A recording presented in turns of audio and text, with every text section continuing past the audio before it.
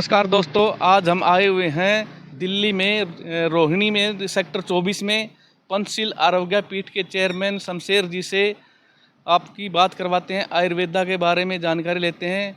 वात पित्त कफ के बारे में कौन कौन से रोग हो सकते हैं और उनका क्या समाधान हो सकते हैं, आइए विस्तृत जानकारी लेते हैं।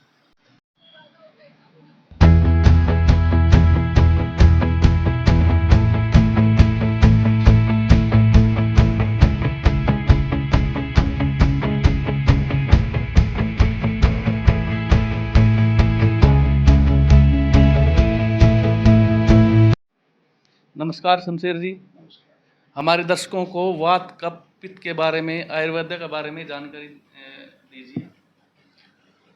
सबसे पहले तो मैं एसीपी न्यूज़ का धन्यवाद करता हूं कि और सभी दर्शकों को मैं कहना चाहता हूं कि ये जो वात पित्त कफ का जो मामला है, वात पित्त कफ का जो एक मैटर है, ये वात पित्त कफ असल में होता क्या है। आप थोड़ा सा इस चीज़ को समझिए कि जैसे हमारा जो शरीर है वो 5 तत्वों से बना है, वायु, आकाश, आग, पानी और मिट्टी। यानी कि ये 5 तत्व इस पूरे ब्रह्मांड के अंदर ये 5 तत्व होते हैं। अगर आप देखें इस पूरे ब्रह्मांड को, तो यहाँ पे एक संतुलन होता है इन 5 तत्वों का। जैसे कि बोला जाता है ना कि इस पूरे ब्रह्मांड में 70% पानी है, 12% मिट्टी है। तो सेम उसी तरीके से हमारे शरीर के अंदर भी ये 5 तत्व होते हैं और वही उसी रेशो में ये हमारे शरीर में काम करते हैं। और ये वात पित्त कफ की अगर मैं बात करूं तो इन 5 तत्वों से ही निकल के आयुर्वेद के अंदर ये 3 हिस्सों में इसको बांटा गया है। आप ये कह सकते हैं कि जैसे कि वायु और आकाश को मिला करके वात बनता है, और आग और पानी को मिला करके पित्त बनता है, और मिट्टी और पानी को मिला करके कफ बनता है। और इसका सिर्फ वात पित्त कफ, जैसे क्योंकि आयुर्वेद में लोगों की एक धारणा सी होती है कि आयुर्वेद में वात पित्त कफ कुछ बीमारियां होती हैं, कुछ दवाइयां होती हैं। लेकिन मैं आप लोगों को एक बहुत ही अच्छी जानकारी देना चाहता हूं कि वात पित्त कफ कोई बीमारियों से लेना देना नहीं होता है। इनका हमारे व्यक्तित्व से, हमारे जीवन में जो हमारा माइंड कैसा है, हमारा ब्लड कैसे चलता है, या हम सोचते कैसे हैं, ये सब हमारा दिमाग कैसा है, ये सब कुछ जो होता है ये वात पित्त कफ ही होता है। अगर मैं बात करूं, जैसे कि मान लो वात की अगर मैं बात करूं, अब वात के अंदर क्या होता है। वात मैंने जैसे बताया आपको, वायु और आकाश। अब वायु वायु जिस इंसान के अंदर वायु की मात्रा ज़्यादा होती है तो उसमें क्या होता है, उसमें चंचलता होती है। क्योंकि जैसा नेचर होता है ना, वायु का एक नेचर है कि हवा चल रही है, मान लो वो चली और किसी चीज़ से टकरा गई, और वो जो चीज़ टकराई है अगर वो मजबूत नहीं है, वो टूट के हवा आगे निकल जाएगी। और अगर वो टकराने के बाद अगर वो जगह मजबूत है तो दिशा बदल लेगी, लेकिन रुकेगी नहीं। मैं थोड़ा सा एक उदाहरण के तौर पे बताता हूँ। आपने देखा होगा अपने घरों में कि एक बच्चा है जो जल्दी जल्दी चलता है, जल्दी जल्दी बोलता है, जल्दी जल्दी खाता है, यानी कि हर काम वो जल्दी जल्दी करता है। और उस जल्दी जल्दी के चक्कर में वो कई बार कई चीज़ों को गिरा भी देता है, टूट फूट भी हो जाती है। माँ बाप उसको फिर धमका भी देता है, उसको रोकते हैं, और फिर 2 मिनट के बाद फिर वो ऐसा ही हो जाता है। तो ऐसा क्या कारण है। और आप देखिए कि मान लो एक ही माता पिता की 2 संतान हैं, और एक संतान तो ऐसी की जो बहुत ही चंचल है, और दूसरी जो संतान है वो ऐसी है कि वो बिल्कुल सोती रहती है हर समय, बहुत ही सुस्त होते हैं, बहुत ही बड़े सुस्त होते हैं वो। और ना उनको ज़्यादा खा लिया पी लिया, उनको सिर्फ। और आपने देखा होगा कि कई बार कई मेहमान आ जाएं, एक बच्चा है उसको गोद में उठाने की कोशिश करे तो वो चंचल सा दौड़ जाएगा, लेकिन दूसरा बच्चा उसको कोई मतलब नहीं है, कोई उसको उठा ले, गोद में बिठा ले, कहीं घुमाने ले जाए तो वो मतलब बोलता ही नहीं है। क्यों, वो जो कफ नेचर का जो बच्चा होता है वो बहुत ही ठंडा होता है, यानी कि मिट्टी और पानी की मात्रा उसमें ज़्यादा होती है। और जो चंचल होगा उसमें वायु की मात्रा ज़्यादा होगी।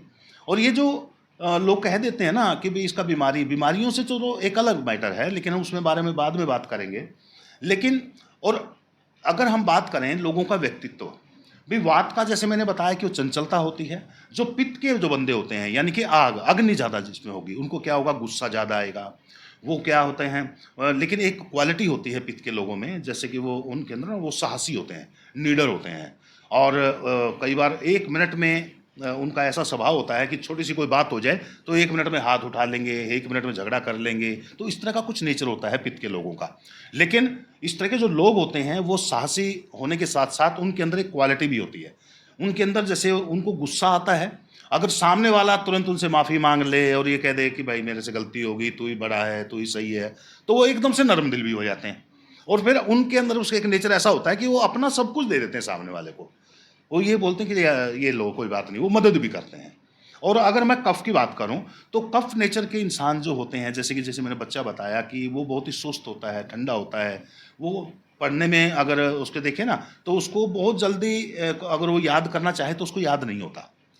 एक बात को वो एक बार, दो बार, चार बार, बार बार उसको पढ़ता रहेगा, जब जाकर के उसको वो चीज़ याद होगी। हाँ, लेकिन एक क्वालिटी उस बच्चे के अंदर होती है कि जब उसको कोई चीज़ याद हो जाती है वो लंबे समय तक याद रहती है। और अगर मैं जब बड़ा बंदा बच्चा जब बड़ा हो जाता है, अगर उसका कफ नेचर है, तो वो अगर आप देखेंगे ना, जो ये जितने ये बड़े बिजनेसमैन होते हैं या ये लोग जो जैसे साइंटिस्ट होते हैं, साइंटिस्टों में क्या होता है कि वो उनके अंदर एक पेशेंस होता है, मिट्टी और पानी उनमें ज़्यादा होने की वजह से उनके अंदर एक पेशेंस होता है। और वो लोग किसी भी चीज़ को प्राप्त करने के लिए, यानी कि अपने मिशन को पूरा करने के लिए, जैसे साइंटिस्ट की मैं बात कर रहा हूँ कि वो 10 साल, 20 साल, 30 साल, 40 साल एक ही प्रोजेक्ट पे लगे रहेंगे। उनके अंदर ये क्वालिटी होती है कि वो एक ही प्रोजेक्ट पे लगे रहेंगे, वो चंचलता नहीं होती उनके अंदर। और वो फिर जब तक लगे रहते हैं, जब तक उनको वो मुकाम हासिल नहीं हो जाता। तो इस तरह के जो प्रवृत्ति के लोग होते हैं, वो टफ नेचर के होते हैं। और उनके अंदर जैसे बड़े बिजनेसमैन हैं, अब आप अपने धीरू भाई अंबानी को ले लीजिए, या फिर आप टाटा को ले लीजिए, बिरला को ले लीजिए, यानी जितने भी जो बड़े बिजनेसमैन हैं वो कफ प्रकृति के होते हैं। उनके अंदर सहनशीलता बहुत होती है, अक्षमा याचना बहुत होती है, वो उनके अंदर माफ़ करने की क्वालिटी बहुत अच्छी होती है। बड़े अच्छे दोस्त वो लोग होते हैं जो कफ प्रकृति के लोग होते हैं, क्योंकि उनके शरीर के अंदर या उनके खून के अंदर इस तरह की चीज़ें नहीं होती, धोखा नहीं देते वो लोग। बड़े ठंडे होते हैं, प्यारा सा व्यक्तित्व होता है कफ वालों का। और यही है एक नेचर। और अभी अगर मैं एक उदाहरण के तौर पे आपको बताऊं कि जैसे कि मान लो 3 बंदे बैठे हैं वात पित्त कफ के, तो एक 3 बंदे बैठे हैं और एक सांप निकल के आ जाए, तो उन तीनों का जो उस समय पे जो रिएक्ट होगा वो अलग अलग होगा। कैसे होगा? जैसे जो वात का बंदा है वो तो एकदम से उसको देखेगा और उसके ऊपर नज़र लगा लेगा और दूसरे को बोलेगा कि बताइए मेरे को कोई डंडा अगर है आपको भेजिए। तो उसमें क्या होगा कि उसने किसी से हेल्प मांगी, उसने कुछ मांगा कि भी उस चीज़ को भगाया जा सके या उसको मारा जा सके। और उस जगह पे अगर पित्त नेचर का बंदा हो, तो पित्त नेचर का बंदा क्या करेगा, वो कुछ नहीं देखेगा, अपने आसपास ऐसे देखेगा, अगर उसके हाथ में जूता आ गया, कोई भी चीज़ उसको मिल गई, वो तुरंत उसको मार देगा, तुरंत उसको मार देगा। ये पित्त नेचर का होता है। और जो कफ नेचर का होगा वो एकदम से बोलेगा अरे रे रे क्यों मार दिया भाई, क्या क्या जरूरत थी, क्या बिगाड़ा था इसने, चला जाता बेचारा ये। यानी कि इस तरह का एक नेचर, एक व्यक्तित्व बन जाता है। और ये जो व्यक्तित्व बनता है ना, इसके पीछे एक बड़ा रीजन होता है। लोग कहते हैं ना, अभी आपको एक बात बोली थी मैंने कि एक माता पिता के 2 बच्चे हैं और दोनों का नेचर अलग अलग है, 3 है, तीनों का भी अलग अलग नेचर है। हाँ, एक भी बच्चा खुश रहता है, एक वैसे रहता है, एक रहता है, एक चंचल होता है, एक खुश रहता है, एक बड़ा मतलब सोता ही रहता है। अभी लोग इस चीज़ में बड़ा सोचते हैं, लेकिन ये बड़ा इंटरेस्टिंग वो है, मैटर है। और मैं आज तो खैर नहीं आपको इस चीज़ के बारे में बहुत ज़्यादा एक्सप्लेन कर सकता, लेकिन फिर भी मैं थोड़ा सा एक चीज़ आपको ज़रूर बताऊंगा कि जो ये 3 तरह के जो नेचर होते हैं ना, ये इसमें क्या होता है कि जिस समय पे माता गर्भवती होती है, महिला गर्भवती होती है, उस समय कहते हैं ना कि पिता के ऊपर तो एक जब बीज अगर बोया जाएगा तो उसका तो असर आएगा ही आएगा। उससे अलावा वो जो माता है वो उस समय पे अपने दिमाग को कैसे चलाती है, माइंडसेट कैसा रहता है उसका। उससे अलावा भाई वो खाती क्या है, पीती क्या है, किस तरह के विचार उसके दिमाग में आते हैं, किस तरह की आरामदेह शैली में होती है, या वो तीखा ज़्यादा खाती है, खट्टा ज़्यादा खाती है। मतलब इन चीज़ों से बच्चे की प्रकृति तैयार होती है। किस समय पे बच्चा पैदा हुआ तो उसी तरह की उसकी प्रकृति बन जाती है। और उसी तरह से वे जो भी तत्व उसके अंदर ज़्यादा होगा इन 5 में, वो उसी से उसकी प्रकृति तय होती है। तो ये वात पित्त कफ सिर्फ सब्जेक्ट सिर्फ बीमारियों तक नहीं होता, ये एक व्यक्तित्व है इंसान का। और वैसे तो बोला जाए तो 7 प्रकृति होती है इंसान की, वात पित्त कफ। और किसी किसी इंसान में 2 प्रकृति मिलाकर के भी दो प्रकृति के भी अंश पाए जाते हैं। जैसे कि मान लो वात पित्त है, या वात कफ है, या पित्त कफ है।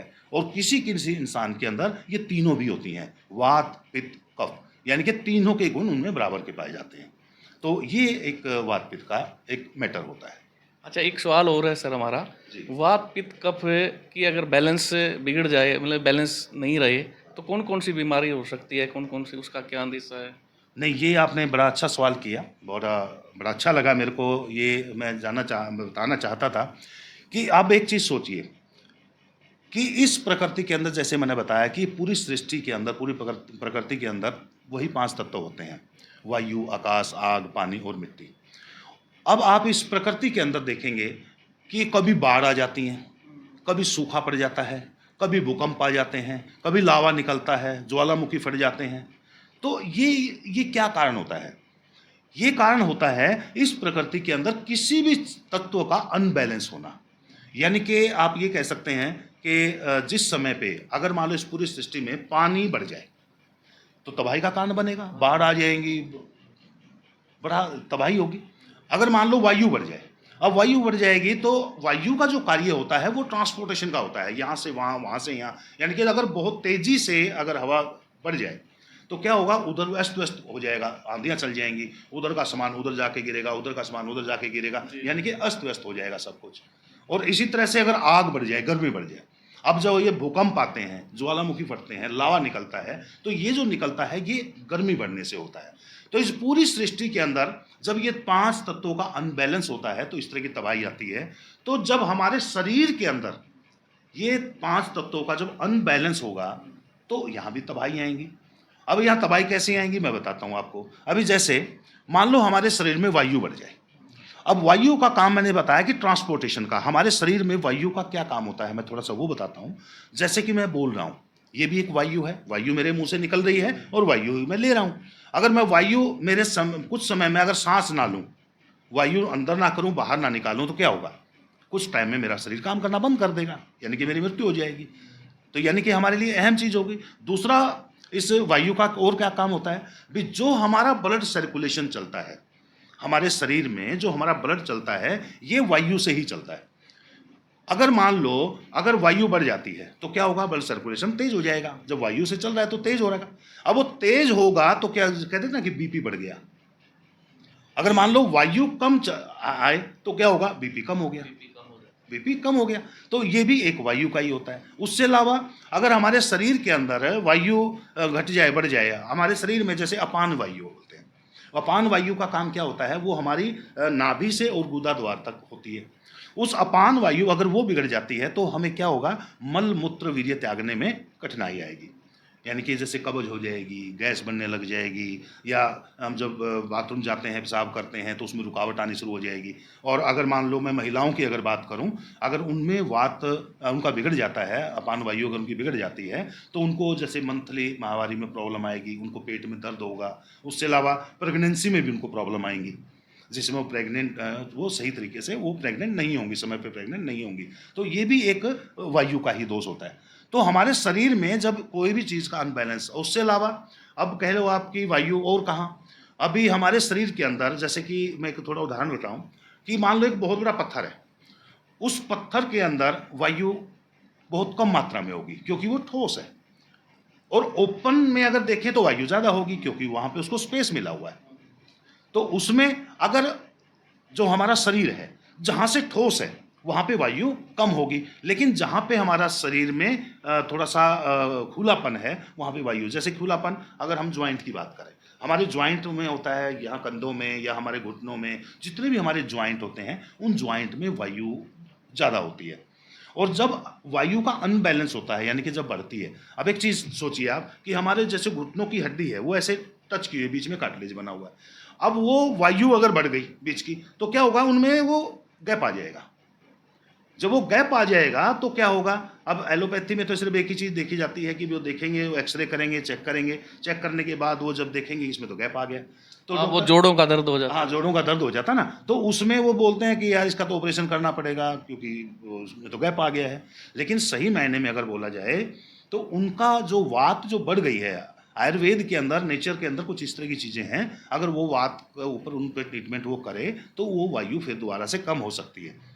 और दूसरी चीज़, जैसे आपने बताया कि घुटनों के दर्द की बात बोली आपने, भी दर्द होने लग जाता है, और दर्द होने के भी और भी कारण होते हैं कि जैसे कि मैंने आपको बताया कि आपका ये जैसे एक कमरा है, इस कमरे के अंदर चारों तरफ से इसको बंद कर दिया और हमने इसमें कपड़ा सुखा दिया, तो क्या होगा, वो कपड़ा सुबह आप देखेंगे, शाम को आपने सुबह सुबह देखेंगे तो गीला ही मिलेगा, सूखेगा नहीं, बहुत कम सूखेगा वो। लेकिन अगर खिड़कियां खोल दो, यानी कि हवा अगर आर पार होने लग जाए कमरे के अंदर, तो वो कपड़ा सुबह तक सूख जाएगा। तो इस तरह से क्या, क्यों ड्राई होती है वायु, तो हमारे ज्वाइंटों के अंदर जो कार्टिलेज होता है, जो कार्टिलेज जिसको हम एक तरह से ग्रीस भी बोल देते हैं, अगर एक सिंपल भाषा में बोले, अगर वो ग्रीस वहां पे है, वात अगर बढ़ गई तो क्या होगा, वो उसको सुखा देगा, वायु ने तो सुखा देगा उसको, और वायु ने सुखा दिया तो क्या होगा, जो अपनी हड्डियां हैं वो आपस में रगड़ खाएंगी, जब वो रगड़ खाएंगी तो उसमें पेन होगा। तो इस तरह से वायु के उसकी वजह से इस तरह की प्रॉब्लम आती है। हमारा सवाल ये है कि कौन कौन से रोग हो सकते हैं इससे, वायु से, कफ से, पित्त से? मैं अगर बात करूं, वायु की अगर बात करूं, तो वायु बिगड़ने से 80 तरह की बीमारियां हमारे शरीर में आती हैं। जैसे कि बीपी का घटना, बीपी का बढ़ना, हार्ट बीट घटना या बढ़ना, या फिर गैस बनना, कब्ज बनना, अंगों में सुन्नापन होना, अंगों में अकड़न या जकड़न होना, गठिया हो जाना, तो आपने देखा होगा कि उंगलियां मुड़ जाती हैं, दर्द हो जाती हैं। ये 80 तरह की बीमारियां वात के बिगड़ने से आती हैं। और अगर मैं पित्त की बात करूं, पित्त के अंदर जैसे कि हमारे शरीर में अगर अग्नि बढ़ गई, जैसे मैंने अभी आपको बोला था कि भाई इस पूरे ब्रह्मांड के अंदर जब अग्नि बढ़ती है तो भूकंप आते हैं, ज्वालामुखी फटते हैं, लावा निकलता है। तो हमारी बॉडी के अंदर भी होता है ऐसा कि गर्मी हमारे शरीर की बढ़ गई तो क्या होगा, हमारे शरीर में क्या, हमारे स्किन के ऊपर फोड़े फुंसी, आपने देखा होगा कि एकदम से गर्मी जब होती है तो वो फोड़े फुंसी कुछ बच्चों के या कुछ लोगों के बहुत ज़्यादा निकलते हैं। उनके समय से पहले बाल झड़ने लग जाएंगे, टूटने लग जाएंगे, सूखने लग जाएंगे, समय से पहले सफ़ेद होने लग जाएंगे, अल्सर हो जाएगा, या फिर उनको लीवर की प्रॉब्लम आ जाएंगी। तो गर्मी जब बढ़ेगी हमारे शरीर में, जब पित्त बढ़ेगी तो 40 तरह की बीमारियां उसमें होती हैं। उससे अलावा अगर कफ की अगर बात करूं, कफ के बिगड़ने से 20 तरह की बीमारियां हमारे शरीर में आती हैं जो कि बहुत ही जानलेवा होती हैं। कफ के अंदर क्या होता है, जैसे कि खांसी, दमा, जुकाम, कफ बनना, उससे अलावा नसों में ब्लॉकेज होना, हार्ट अटैक के चांस बनना, टीबी की शिकायत होना, ज़्यादा मोटापा आना, ब्लड, हमारे जो स्किन है वो बहुत ही ज़्यादा टाइट या बहुत ज़्यादा मोटी होना, इस तरह की प्रॉब्लम्स आती हैं कफ के बढ़ने से। तो अगर मैं कुल अगर बीमारियों की अगर बात करूं, वात के बिगड़ने से 80 तरह की बीमारियां आती हैं, पित्त के बिगड़ने से 40 तरह की बीमारियां आती हैं, और कफ के बिगड़ने से 20 तरह की बीमारियां आती हैं। ये होता है।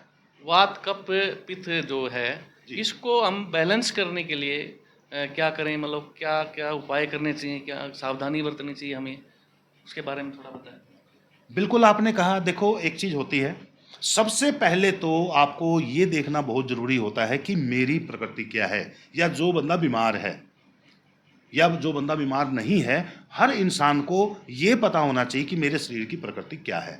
उसके लिए हमारे पास कुछ फॉर्मेट है, आपको मैं प्रोवाइड कराऊंगा, कि उसके अंदर कोई भी आदमी देख सकता है कि मेरी प्रकृति क्या है। वो उसमें क्या, कोई बहुत बड़ी बात नहीं है। अगर हम अपने घर में बच्चों की भी, कि अपने माँ बाप की या किसी भी की भी देखना चाहते हैं तो हम बहुत ही आसानी से उसको देख सकते हैं। उसमें क्या होता है कि भाई वात वाला जो बंदा होता है उसकी आंखें कैसी होती हैं, वो भोजन कैसे करता है, वो उसका पेशाब कैसे आता है, वो टॉयलेट कैसे जाता है, उसके सोचने का नज़रिया, उसका ढंग कैसा होता है, वो कार्यशैली कैसी होती है, उसमें कुछ रात को सपने कैसे आते हैं। यानी कि इस तरह से हमारे फॉर्मेट में लगभग 150 ऐसी बातें होती हैं जिससे कि इंसान उसको टिक करके अपने वात पित्त कफ को पहचान सकता है।